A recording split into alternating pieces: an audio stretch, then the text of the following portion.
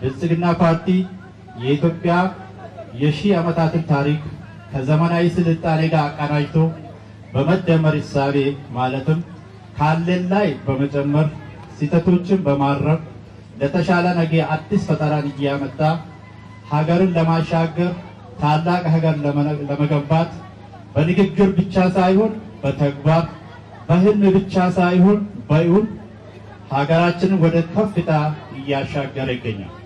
እንደ ዞናችን ከለውጡ ወዲህ የረጅም ጊዜ የህዝብ ጥያቄ የነበረውን በዞን መዋቅር ራስን በራስ የማስተዳደር ምላሽ አግኝተን በአጭር ጊዜ የልዩ ወረዳን አደረጃጀት በአንድ ከተማ አስተዳደርና በ3 ወረዳ ዞናዊ መዋቅር በማደራጀት የህዝቡን የልማትና የመልካም አስተዳደር ጥያቄዎችን በቅርበት ምላሽ እየተሰጠ ያለበት ሁኔታ እንዲሁም በክልልና በፌዴራል የፖለቲካ ተሳትፎና ተደማጭነታችን እያደገ መምጣቱ አንዱ ማሳያ ነው።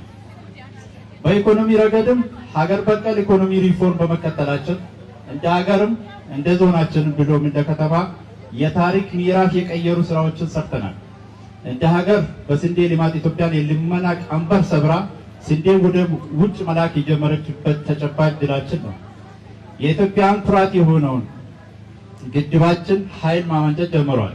በገበታ ለሀገር ፕሮጀክት በወንጪ፣ በጎርጎራ፣ በኮይሻ እንዲሁም በአዲስ አበባ የተገነቡ የቱሪስት መዳረሻዎች የሀገሪቱን ገጽታ ከመቀየር ባለፈ አዲስ የኢኮኖሚ አድማስን ከፍተዋል።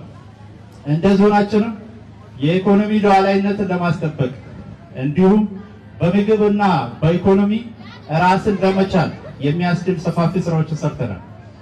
የግብርና ስራችንን በማዘመን በኮታ ገጠም እርሻ፣ በበጋ መስኖ ስንዴና አትክልት፣ በስንብታ በበደን የጮሮቆ ሰፋፊ ስራዎችን ሰርተናል። በልማት ትሩፋቱ በተለይ በዶሮና በልማት በርካታ ስራዎችን በመስራታችን የአርሶ አደሩና የነዋሪውን ህይወት እየቀየረ ይገኛል። እንደ አረንጓዴ አሻራ ያሉ ተፈጥሮን የመንከባከብና የአየር ንብረት ለውጥን የማቋቋም ስራዎችን በስፋት ሰርተናል። በመሰረተ ልማት በኩልም የገጠርና የከተማ መንገዶችን፣ ድልድዮችን፣ የንጹህ መጠጥ ውሃና የገጠር ቀበሌያትን የማብራት ዝርጋታ፣ የጤና ተቋማትን፣ የማህበረሰብ አቀፍ መድኃኒት ቤቶችን፣ የቅድመ መደበኛ ትምህርት ቤቶችን፣ የሁለተኛ ደረጃ ትምህርት ቤቶችን ተደራሽ ለማድረግ በዞናችን በ8 ዓመታት ውስጥ ሰፋፊ ስራዎችን ሰርተናል። ከከተማ ልማት አንጻርም በቁሊቶ ከተማ የተገነባ ያለው በሁሉም ጥረትና ትጋት የመጀመሪያ ዙር ግንባታ ተጠናቆ አገልግሎት ለመስጠት የከተማው ኢኮኖሚን የሚያነቃቃ ለበርካታ ወጣቶች የስራ ዕድል እየፈጠረ የሚገኘው ታሪካዊ ኢንተርናሽናል ስታዲየም እንዲሁም ከተማውን የሚመጥን ለአካባቢው ማህበረሰብ በርካታ ስራ ዕድል የፈጠረ ተበታትነው የነበሩ ተቋማትን በአንድ ማዕከል የተቀላጠፈ አገልግሎት እንዲሰጥ ያስቻለ በአይነቱ ትልቁና ዘመናዊ የዞን አስተዳደር ህንፃ አንዱ ትሩፋታችን ነው። ኢትዮጵያን ወደ ተስፋ ሀገር እናሻግራት ሁላችንም በመደመር